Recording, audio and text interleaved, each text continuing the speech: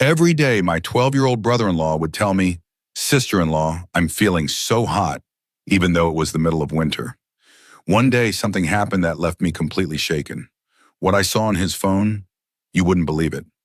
My story today is devoid of modesty, not because I'm an immodest or immoral woman, but because I want to highlight something that's happening in today's society. Someone has to address these issues. Sharing this story makes me feel very ashamed, but I believe it's a lesson every mother, sister, and daughter needs to hear, especially those responsible for young children or teenagers. Too often we hide behind the veil of modesty and leave important issues unaddressed, only to have them come back as problems later. If I don't speak up today, if I don't push past my own discomfort to bring attention to this issue, our society might be heading toward a serious moral decline. So, my dear listeners, please listen to this story to the end. It contains a lesson that could make a real difference. My name is Shabana. When I got married, I moved into a household that included my husband and his 12-year-old younger brother. Since my mother and father-in-law were no longer alive, the boy's care and responsibility fell on my shoulders from the very day of my wedding. I took him to my heart, thinking I would care for him like a big sister, even like a mother. And I did just that. I never kept my brother-in-law, Shoaib, at a distance. I looked after him and paid close attention to all his needs. Since I didn't have a brother of my own, I loved him more than any biological sibling could. In some ways, he filled a void in my life. I would buy him clothes, take care of his every little need, and wander the markets to fulfill his wishes. Whatever he asked for, I tried my best to make it happen. He loved the food I cooked, so I would spend hours in the kitchen preparing his favorite meals. But gradually, Shoaib began to drift away from me. If I sat in his room for a while, he would grow uneasy, looking around as though my presence made him uncomfortable. He used to play board games with me at night, but he had given that up as well. He started going to his room early and spending less time with me. I thought perhaps he was growing up and wanted more privacy, or that he just didn't like me being so close to him anymore. I started keeping my distance, unaware of what path my neglect might lead him down. About a year after my marriage, something happened that I'll never forget. Late one night, as darkness covered everything, I saw my brother-in-law climbing the stairs to the roof. I had just stepped out of my room for something when I noticed him going up. When I glanced at the clock, it was past 1 a.m. I immediately called out, "Shoaib, where are you going? What are you doing on the roof at this hour?" I took a step toward him and he looked startled. His face showed clear signs of nervousness and he stammered, "Sister-in-law, I'm feeling really hot. I don't know why, but it feels suffocating in my room.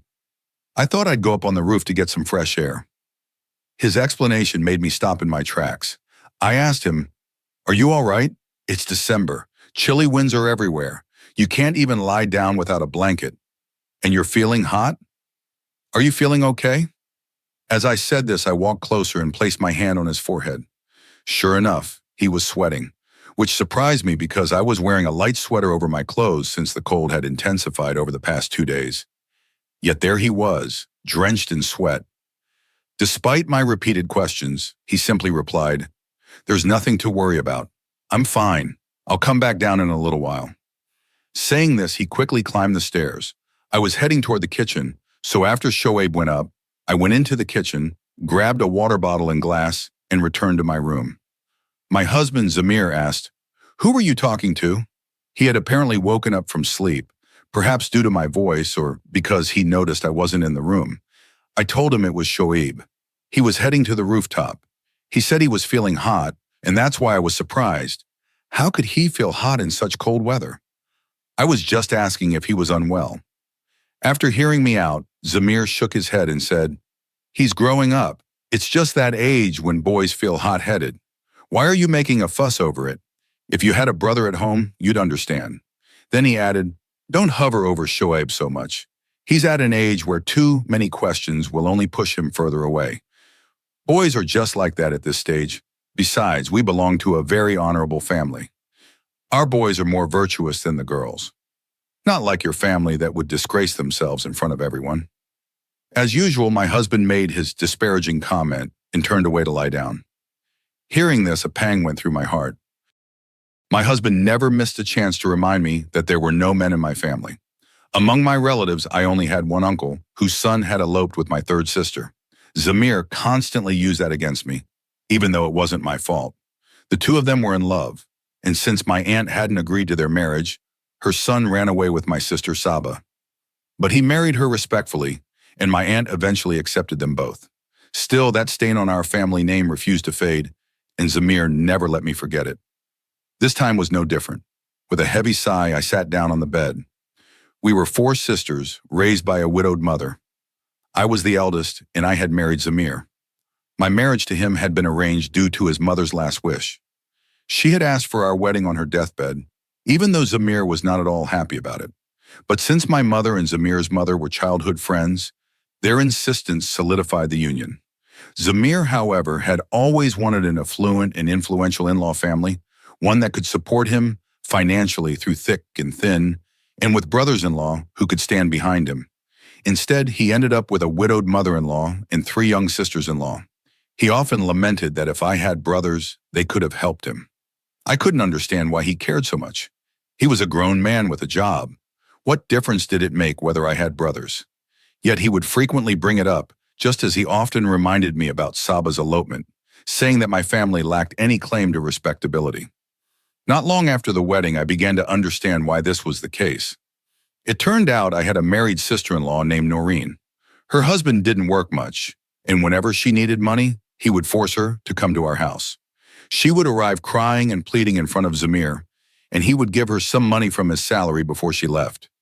As a result, Zamir always felt that if he had brothers-in-law, he could go to his own family in difficult times and bring back money. This thought alone was enough to make me feel ashamed. I couldn't understand why he seemed to want me in the same state as his sister. It was deeply humiliating to think that even with a husband, my sister-in-law had to stretch out her hands in front of my husband.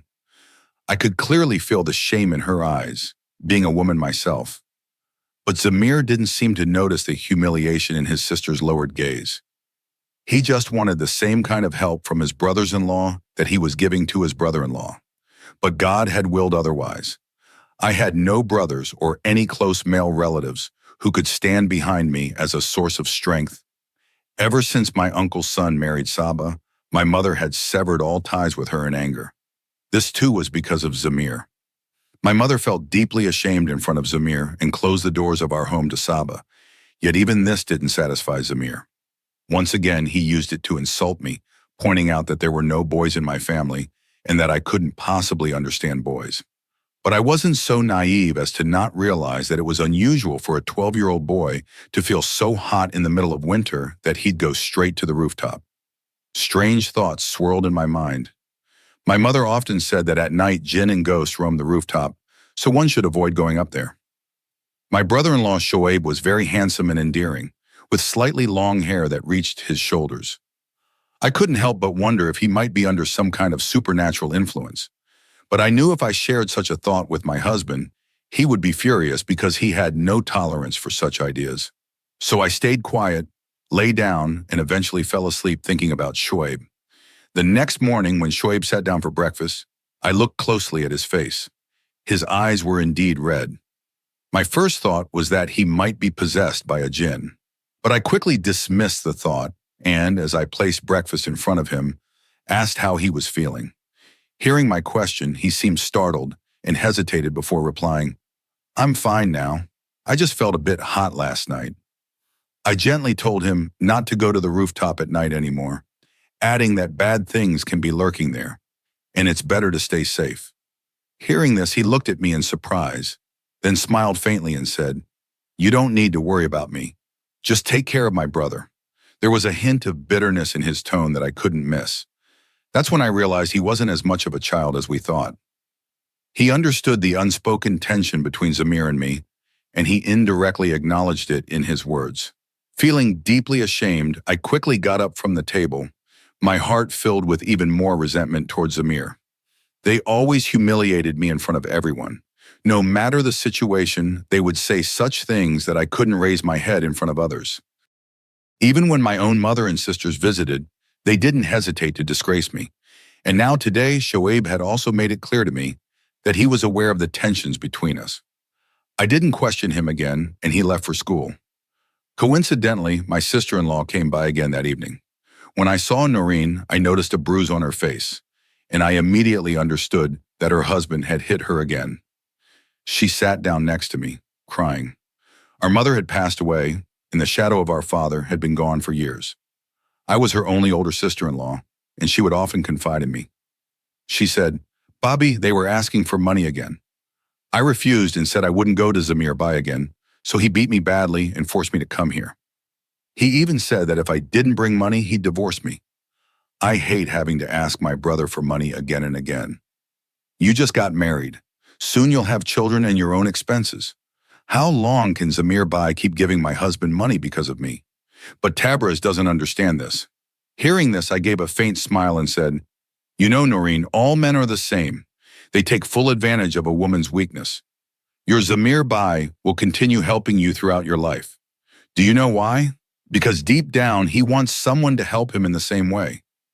He doesn't mind what Tabriz is doing because his own thinking is just like Tabriz's. He is deeply regretful that he doesn't have a brother-in-law who would give me money, just like he gives you money."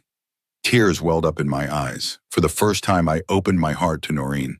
Until then, I had always tried to cover up my husband's flaws. That's why, hearing my words, she was genuinely surprised. She said, "Bobby, what's wrong with Bai? He has a decent job. Why would he need someone else's help? And why would you ask your family for money?" Only I know how humiliating it feels to come here and ask for help. But if I don't, my husband will divorce me and kick me out for good. I'll talk to Bai myself. Upon hearing this, I folded my hands and pleaded, "Please don't say anything to Zamir. If you do, our relationship will become even more strained." My words made her grab my hand and reassure me. Then she asked about Shoaib, so I gently told her what had happened last night. I couldn't keep that matter to myself anymore. I truly felt something was wrong with Shoaib's health. That's why I confided in Noreen. As his sister, she had the right to question him. After listening, she was taken aback and said, "I'll talk to Shoaib and find out what's going on with him. Anyway, he hasn't been interested in studying lately. His last result was bad too, wasn't it?" She reminded me of what I had almost forgotten. I replied, "Yes, his result wasn't good. But Shoaib said he was unwell during exams, that's why." Noreen laughed and said, "Shoaib is very good at lying. Don't ever believe what he says. He doesn't have his mother's shadow over him, but a Bobby is just like a mother. That's why you need to be strict with him. Make sure he studies and check in on his room at odd hours to see if he's sleeping or still on his phone with friends." I told Zamir Bai not to give him a phone at such a young age, but he never listens to anyone. Shoaib is already very spoiled by him, but you need to be careful so that he doesn't fall into bad company. Noreen had made a valid point, one that caught me off guard. I hadn't even considered it. I was too focused on thoughts of ghosts and spirits because my mother often talked about such things. I began to wonder more about Shoaib's friends, though I didn't know much about them. But I remembered that when he was heading to the rooftop at night, he had his phone in his hand. That thought startled me. What was he doing on the rooftop with his phone? I promised Noreen I would keep an eye on Shoaib, as I didn't want her to be even more worried than she already was. She was already distressed by her own household issues, and if I didn't assure her about Shoaib, she would only grow more anxious. Noreen was the kind of sister who deeply cared for her brothers and was genuinely concerned about them. She was worried about both Shoaib and Zamir. Zamir never refused to give her money. Yet she constantly worried about the long-term impact. What would happen if Zamir kept giving her money like this? That unselfish attitude of hers was something I admired. She wasn't selfish. She was someone who valued relationships and fulfilled them with a pure heart. When Zamir returned from work, he immediately handed Noreen 5,000 rupees, and she left for her in-laws' house. After that, Zamir went to the bedroom to rest. I thought about quietly peeking into Shoaib's room to see what he was up to. I tiptoed into his room and saw him lying face down on the bed, facing away from me. I intended to approach quietly so he wouldn't notice, but somehow he sensed my presence without me making a sound. He suddenly sat up, startled, and the phone fell out of his hand onto the bed. His reaction shocked me. Why was he so jumpy? He scolded me, saying, "Bobby, what kind of behavior is this? You snuck in here like a cat and scared me." He sat upright and I sat beside him, gently asking, "What were you doing?" You have school in the morning. Why aren't you asleep yet? He smiled and suddenly hugged me, saying, I was just about to sleep. I stroked his hair, helped him lie back down on the bed, and firmly said, Don't touch the phone again. Get some rest. He immediately shut his eyes and lay down, and I left the room. But I couldn't shake the thoughts running through my head. What had he been doing on his phone that made him so startled he dropped it? I decided to find out the truth, but for a day or two, nothing unusual happened that made me suspicious. On the third day, I washed some clothes and hung them to dry, but some of them disappeared from the line. I searched everywhere but couldn't find them. No one else was home all day except Shoaib and me, and the type of clothes that were missing. I felt too ashamed to question Shoaib about it. Then it occurred to me that perhaps I hadn't pinned the clothes securely, and they might have blown over into the neighbor's yard because the wall separating our courtyard from theirs was quite low.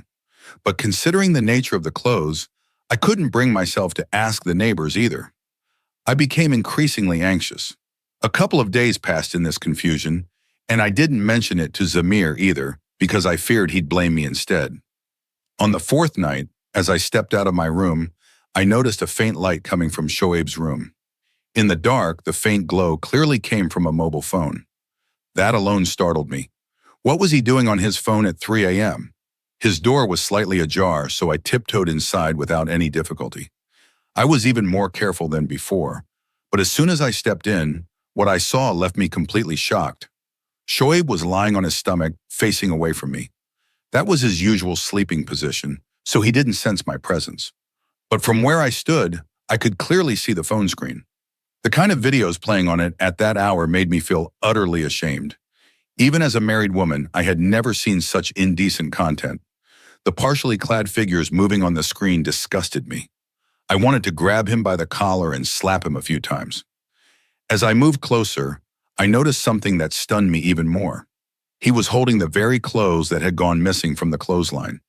He was pressing them against his lips, sometimes against his face, and there was a strange intensity in his behavior. I immediately turned on the room light and he jumped up in shock. I snatched the clothes and phone from him, anger boiling inside me. I demanded, "What is this? What's going on?" He broke down, sobbing, clasped his hands together and pleaded, "Babhi, I made a mistake. It won't happen again." I furiously replied, "What you did wasn't just a mistake. You did it intentionally. Tell me honestly, how long has this been going on and why? Where did you even get these filthy videos?" Still crying, he confessed, "A school friend gave them to me. He told me that he secretly takes the women's clothes from his house and hides them in his room. Then, while watching these videos, he holds them against his face and lips, and it feels very comforting. That's why I did it too." I slapped him hard across the face and said, "You should be ashamed of yourself." He truly was embarrassed, but I knew that once someone develops such a filthy habit, it's not easy to get rid of it. That's what made me so distressed. I didn't tell Zamir about it. However, a few days later, my friend, who happened to be a doctor, came over. Hesitant and unsure, I finally opened up about the issue. She took my hand and gently explained, "If you forcefully confront him, the situation will only worsen. But if you handle it the right way, everything will be fine. Boys aged 12 to 14 are not only highly restless, but they also think a lot, especially about male-female relationships. If they're guided and informed correctly, they won't veer towards such inappropriate behavior. In fact, they start following the right path. It's absolutely essential to teach growing boys and girls this kind of knowledge." I was stunned after hearing my friend's words. I said angrily, "What do you mean? Should I now start explaining husband and wife relationships to him?" She smiled and replied, "No, I'm not saying that, but everything has a proper way. Before he picks up the wrong ideas from social media or starts doing wrong things after watching inappropriate videos, you should give him the right guidance. In subtle words, teach him what's right. That's your responsibility." She left after explaining this to me, but it created a new challenge for me. I did a lot of research on the matter, even turning to social media for help. I then found the proper way to guide him and showed him how engaging in these wrong activities could have harmful consequences. I began teaching him about our faith, explaining how such things are grave sins and how they can impact both spiritual and physical well-being. Gradually, my words began to have an effect on him, and he stopped his improper behavior. Noreen's sister-in-law had been beaten and thrown out of her in-laws' house because of the small dowry she brought, and this experience finally opened Tabriz's eyes. Now he no longer forced Noreen to come to our house asking for money, and their lives became a little more peaceful. Zamir's behavior also improved slightly, though he still occasionally said hurtful things. But I believe that with love and patience, everything will get better one day.